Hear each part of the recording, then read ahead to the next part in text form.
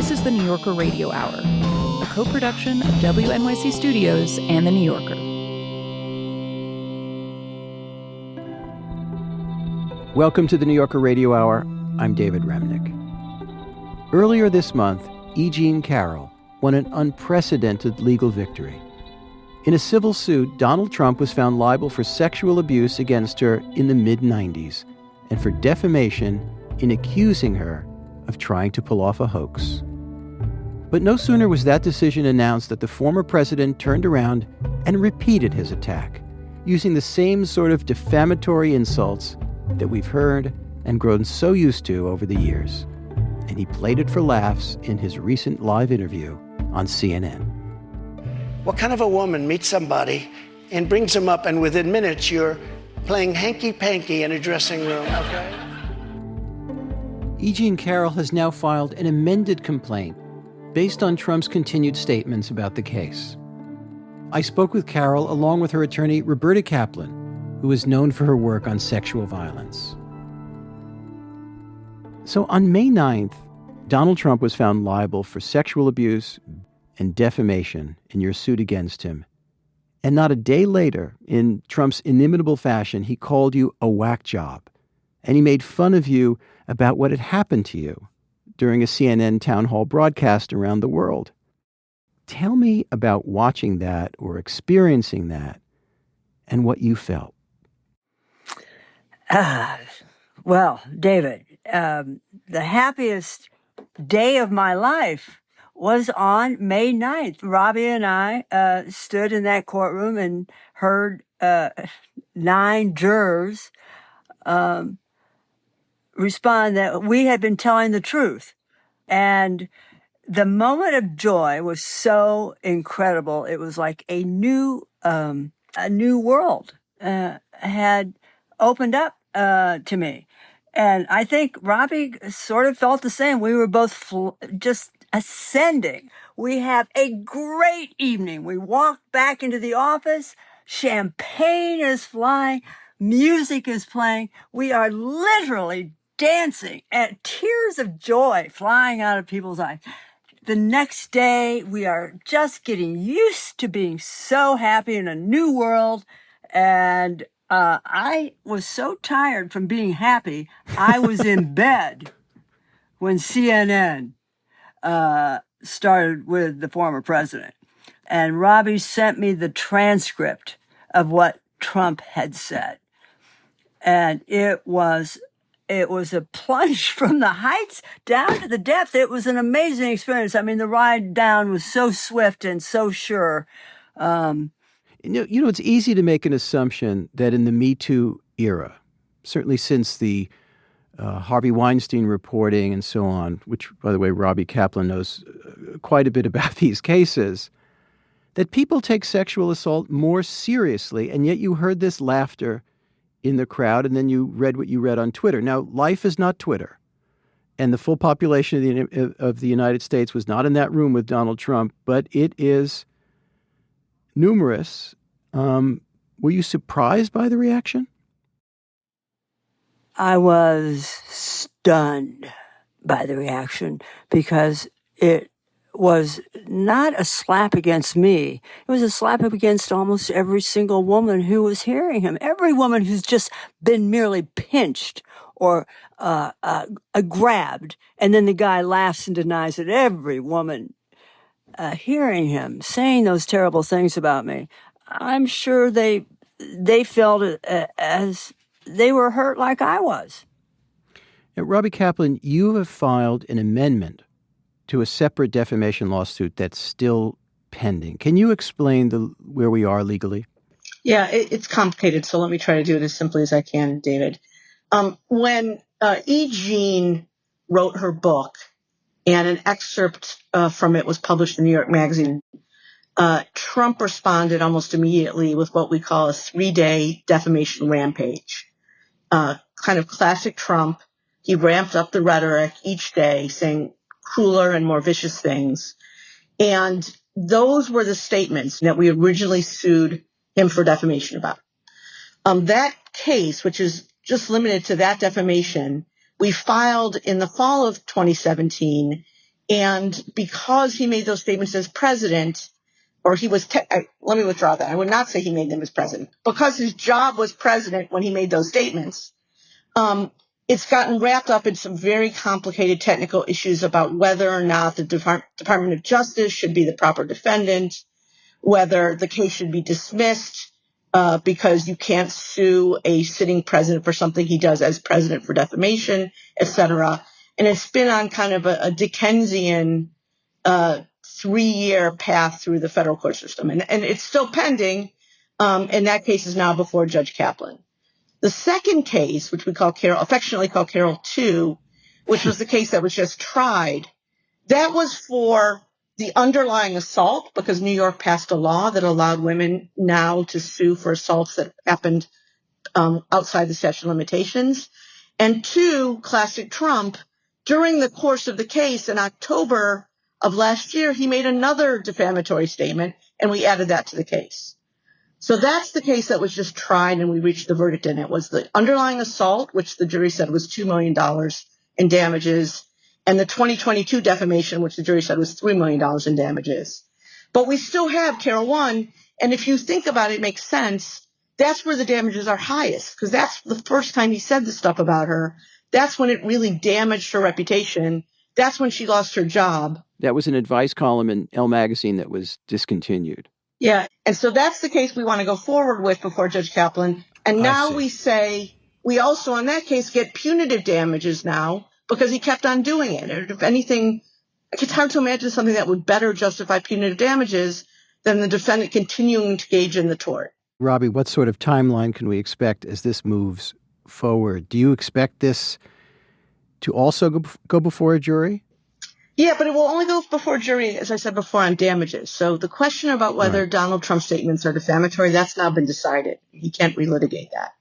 But a jury will be able to decide damages. Now, there are some people that ask, why pursue legal action? Do you think that it's ever going to change Donald Trump?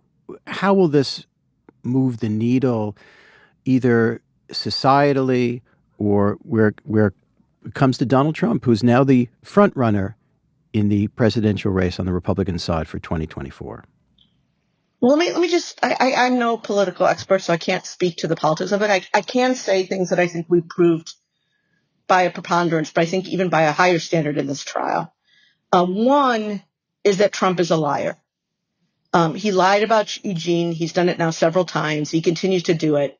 And he has a pattern in which he lies, the way in which he lies, which is he gets more vicious and more resolute and nastier over time. And we saw that in terms of the 3 defamations now, or the 3 different times he's defamed Eugene. I'm sure they'll continue before we get to a jury again. And the jury saw that. They saw the videotape of his deposition where he was clearly lying, and they concluded that he was a liar. One of the things I said in my closing argument is in order for Trump to win here, you have to believe that he's the only one telling the truth, and that the 11 witnesses that Eugene put on, they are all lying. Well, we know which way the jury came out. They concluded that Eugene and the 10 other witnesses were telling the truth and that Trump was the liar. Eugene, I have to ask you, one of the more famous quotations by Donald Trump in the beginning of his presidential campaign was that even if he shot somebody on Fifth Avenue, he could get away with it. Maybe I'm paraphrasing it, but that's more or less the quote. Do you think that era has ended with this decision in court? I think we're ending it. And now it's just not Robbie Kaplan, me, and the 9 jury. I think people are starting to recognize that when Donald Trump defames someone, or when Donald Trump lies, people tend to believe it and they act on it. So hence, they attacked the Capitol when he said he won the election. They attacked me because he said I'm a liar and that, horrible things. And Robbie Kaplan has figured out the one way to stop him is to make him pay for lying. And if he were made to pay for shooting somebody on Fifth Avenue, I don't think he would have shot him. Money is precious to him. And Robbie is going to go get some of his money for his lying. So what you're saying is that this is his moment of comeuppance.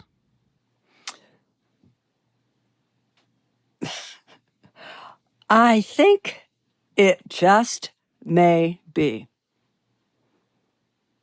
Now, Trump did not appear in the courtroom in the last trial, and his lawyer did not call a single witness. Robbie, how unusual is that, and how do you think that might have affected the verdict?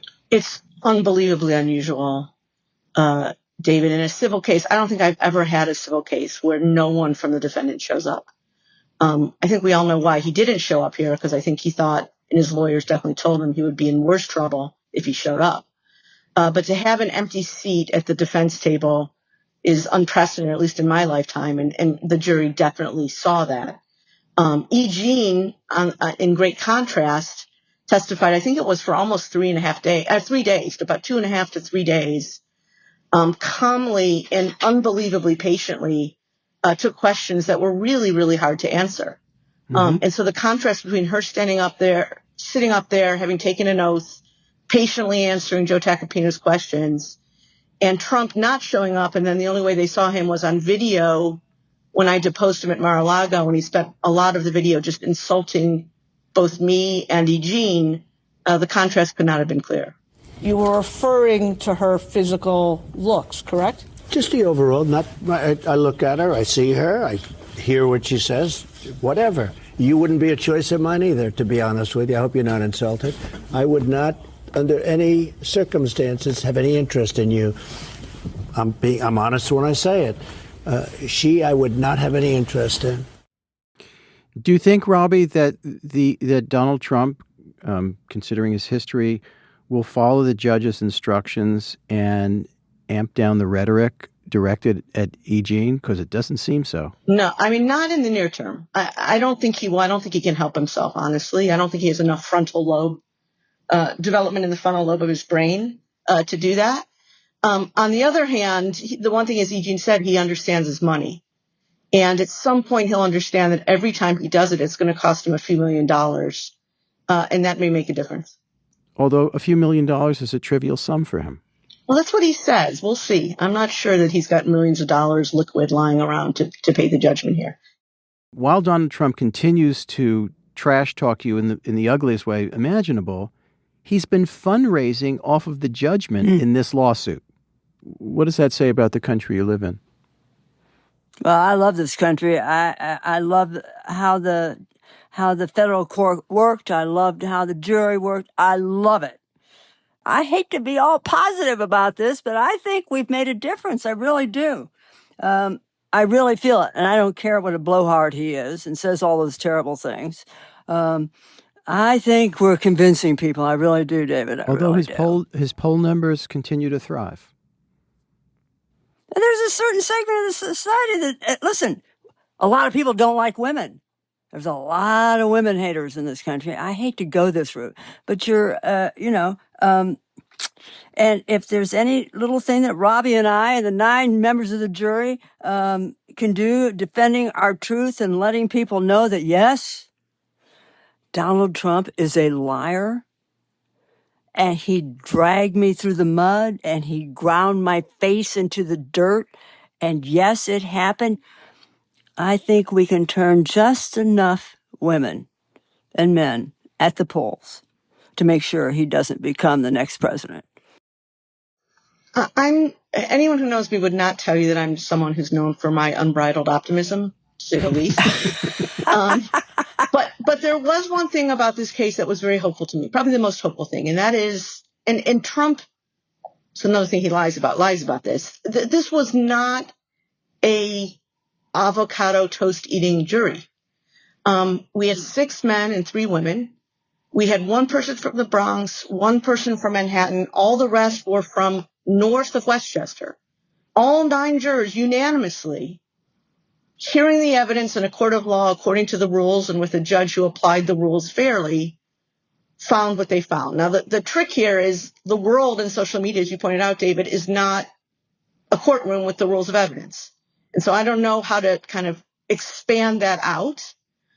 But it was very hopeful to me that this particular jury, which is, not a New York City jury at all. No one from Brooklyn. It just wasn't a New York City jury that they found, and it only took them 2.5 hours.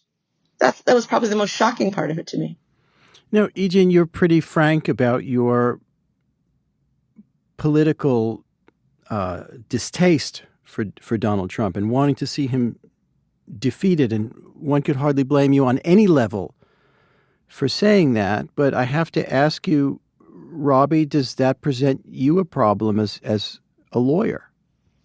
Well, so one of the arguments that they made in the case, in fact, their main defense in this case, and it's because they didn't have a better one, is that Jean, Lisa Birnbach, her friend, who she told at the time, who's a journalist, Carol, who wrote the Preppy Handbook, Carol Martin, who was a TV journalist for many years here in New York City, that they all got together at some point because they hate Trump so much that they decided to make up this lie about something that had happened in 1996 and really hatch a conspiracy to bring him down. And none of our witnesses, we were very open about this, not a single one of our witnesses was a fan of Donald Trump's, politically or for any other reason, but that didn't change the fact that they were all telling the truth.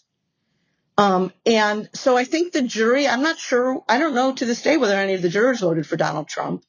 I'm pretty confident that they are all, some of them probably like things about Donald Trump. But when they saw the evidence and when they saw the witnesses taking an oath and testifying there on the witness stand, they believed them, and they did not believe that they were just willing to go and kind of lie and help Jean and hatch this conspiracy just because they didn't like Donald Trump as president. Jean, I have to ask, no matter how the rest of this case goes, whether there are damages recovered or not, I want to ask about your life now. How's your life changed after the verdict, and how do you go on? What's it going to be like? Well, I just adopted a new dog, a Great Pyrenees, the most moral of all dog breeds. The most moral, just the most wonderful. She's right here, Miss Havisham, Sham for short. She's just arrived. My life goes on. I live in the country. I live, as you can see, in a tiny cabin. I will go on living in the tiny cabin. It's on an island the size of a mattress. It's in the mountains. But one thing has changed. I am going to dedicate myself to somehow figuring out a way for the women who don't have my platform to hold men accountable. And Robbie and I are going to put our heads together. We both are getting these letters. We've said we're going to figure out a way. And David, that's how my life is going to change. I'm a crone. I'm an elderly woman on a mountaintop. But I think we've got a few good years left to figure out a way to to end the culture of sexual violence. That's what I want to do.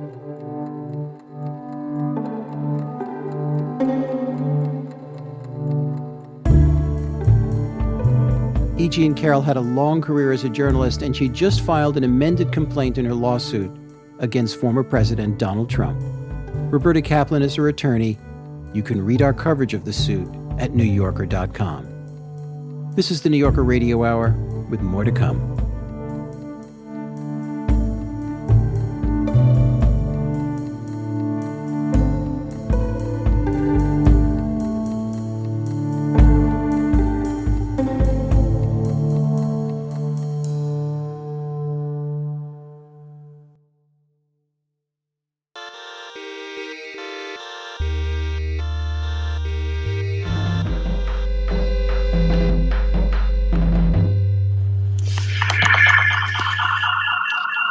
All right, sorry about that. We've got so many people here that I think we are kind of melting the servers. So I think we're back online here. Great. I am running for President of the United States to lead our great American comeback. Despite some very embarrassing technical difficulties on Twitter, Ron DeSantis finally declared his candidacy for president. And he enters the race with an enormous war chest and name recognition, but he's also the object of daily rage from a familiar corner. Mar-a-Lago. Donald Trump refers to DeSantis, of course, as desanctimonious and a lot worse. Welcome to the 2024 campaign. DeSantis gained attention nationally during COVID, when Florida refused many of the recommended public health measures. And since then, he's been pursuing political vendettas seemingly designed to keep him in the headlines. Last fall, he chartered planes to fly migrants to the wealthy beach community of Martha's Vineyard. And he's embroiled in a titanic legal battle with the Disney Corporation and its CEO, Bob Iger.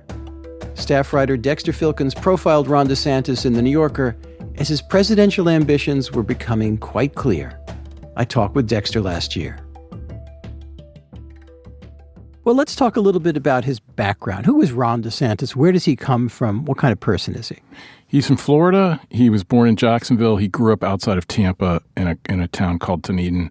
And it's a working class neighborhood. Working class guy, went to public school. He was a great baseball player in Little League, where they won the World Series, and in high school. And he went to Yale on a baseball scholarship and then on to Harvard Law School. So he's come a long way. Did he distinguish himself academically at Yale and then Harvard Law? He did. In fact, one of the more funny quotes that I got from one of his former classmates at Yale was, "Ron was so smart that we couldn't plagiarize off of his papers because everyone would know where it came from because he's the only one that smart who could have made that argument." He's smart in what way? More than a couple of people told me his memory is practically photographic, and particularly when I was having conversations about the coronavirus, that he was reading medical journals, and he'd read them once, he would digest it, he would understand it, and could have a conversation about it. Like, he's very, very fast. How would you describe Ron DeSantis ideologically, and how did he become that way? It's hard to tell how much of Ron DeSantis is ideological and how much is opportunism. He sounds like Trump, except that he speaks in complete sentences. And he's very, very articulate and very, very quick. But he's competing for the same constituency. So he's very, very angry at the elites, even though he went to Harvard and Yale. He's very angry at Washington. He talks about he's very angry at the politicians. And so he's kind of rallying basically the white working class of Florida, of which the numbers are still quite large, and he's angry. And we're going to make sure that parents are able to send their kid to kindergarten without having some of this stuff injected into their school curriculum. How did he become governor? My understanding is that although he's now seen as the dominant political figure in state politics, obviously Trump himself is in Palm Beach, that DeSantis really he squeaked by to get in. He squeaked by. He did. I think he won by less than 1%. And I think there was at least one recount, automatic recount. He defeated a politician named Andrew Gillum, who had been the mayor of Tallahassee. Very, very close race. And I think he benefited from the fact that Gillum, not only was he black in a state, former Confederacy, but also because Gillum came from the left of the party. And Gillum had squeaked in and sort of beaten a moderate to get the nomination against Gwen Graham, who many people believed would have fared much better against DeSantis. But DeSantis won just by a hair, but he's been a missile going straight up ever since. What do you mean? He has developed a style which is very visible, very theatrical, again, very angry, but it has made him a national politician. He really built, over the last couple of years, he really built himself and his persona, and I hate to use the word brand, but it's a brand, around the way that he dealt with the coronavirus. And essentially it played in perfectly for him and his style, because he could say, I don't agree with Fauci and all the pinheads in Washington, and all they want to do is oppress you and make you wear masks and keep your children at home. And so he charted this very, very novel course on the coronavirus, and that's what made him famous. Now, the COVID policy that you describe is not just, sheer obstinate ignorance. We've seen some of that in political quarters in the last few years, but something a little bit more complicated. I had a long conversation with a professor at Stanford of public health, an epidemiologist named Jay Bhattacharya, who said he was sitting at home one day on a Sunday and his phone rang and it was Ron DeSantis and he wanted to talk about the coronavirus. And Bhattacharya, very, very much like DeSantis, were kind of charting a slightly different course. And basically, and I'm going to make this a little crude, but it's essentially masking doesn't really work. The only thing you can really do is protect the elderly, which DeSantis did from the get-go. Protect the elderly and basically try to ride the virus out until a vaccine comes. But don't kid yourself. There's not that much that we can do about it. And so what followed from that, naturally, was keep the schools open, keep the government offices open, keep the beaches open, keep the shopping malls open, and that's what Florida did. Very, very different from, say, New York or California. And so I think the question is we can either have a free society or we can have a biomedical security state. And I can tell you, Florida, we're a free state. And how are its statistics? That's very, very interesting. I mean, kind of, they went up and down, and he caught a lot of hell over the course of the pandemic, but the numbers aren't bad. I mean, he's kind of, Florida is in the middle when you look at death rates. It's pretty much in the middle of the pack, right next to California. So, California shut down their entire economy, all their schools for 2 years. Florida kept everything open. So he's looking better than he did. Now, another issue that's been crucial to his presence on the national scene is LGBTQ issues and how they're taught in schools. DeSantis has been out front on that. He passed a law a couple of months ago called the Parental Rights in Education, or the so-called Don't Say Gay law, where he supported it. What's the deal there? Tell me what happened and what role DeSantis plays there. Well, I think, again, DeSantis has become a master at picking these issues that get everyone excited. Hot button cultural issues. Super hot button, yeah. And he's very, very good at sort of staking out a position and kind of pounding the table and saying, I'm not giving in to the liberals in the Northeast. One of the stunning things about this episode is that DeSantis goes to war against a huge company in his state, against Disney. It's remarkable. And he appears not to have suffered for it politically, not yet. So describe the fight and what was the outcome. So they hate it when you say the Don't Say Gay law, but that's how everybody understands it now, so I'm going to use that. The legislature passes the law. He signs it. Disney's response initially in Orlando, Disney World, is tepid. And the employees, many employees at Disney World got angry at their CEO and said, this isn't enough. Like, we hate this. And so then the CEO came forward and condemned DeSantis and condemned the law.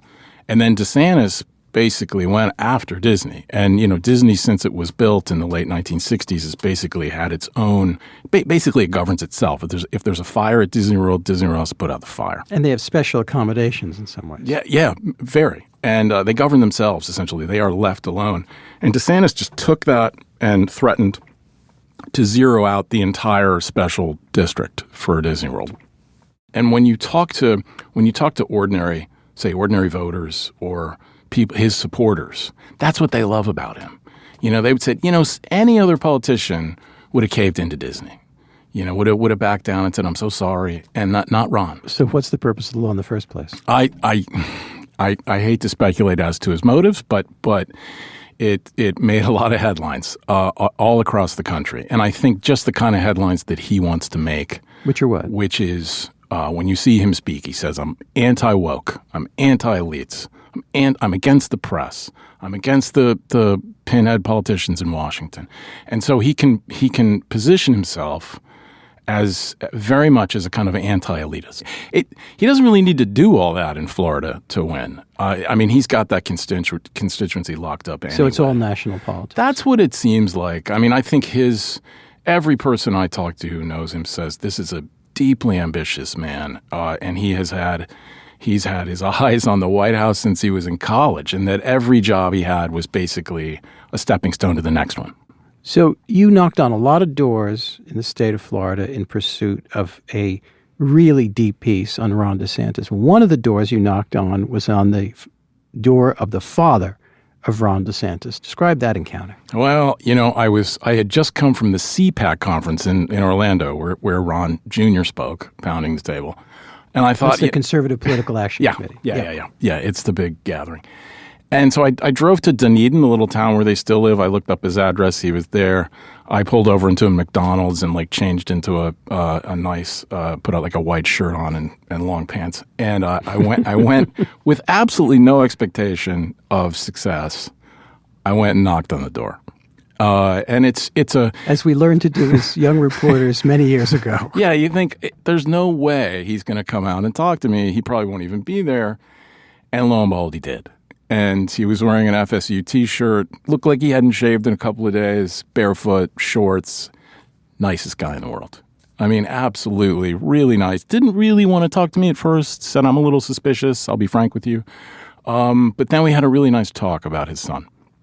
How did he characterize him? He said more than once, he said, well, Ron is stubborn. And he told a very funny story about him, which was, Ron's a very good baseball player. And my gosh, I must have thrown 500,000 pitches to him when he was young, right out there in the front yard. And I think he only swung at 500 of them. He likes to walk. Well, and Fox has had a huge role in DeSantis' ascent. You did a public records request and got a lot of emails between Fox News and DeSantis' office. What did you learn from those emails? It's pretty amazing. It's basically a symbiotic relationship. It's kind of, DeSantis needs Fox to become a national figure. Fox needs somebody to replace Trump. They kind of find each other. And so over the course of the emails, they're each suggesting programs to the other. They're practically writing the questions for each other. They're saying, God, that was great. We should make you a host of our show. And so it is so close that, the idea of kind of the traditional idea of journalism, which is you keep your distance. Journalists keep their distance from politicians. I mean, that's all gone. Not so much. Yeah. And what's been the impact of his appearances on Fox? Is it quantifiable?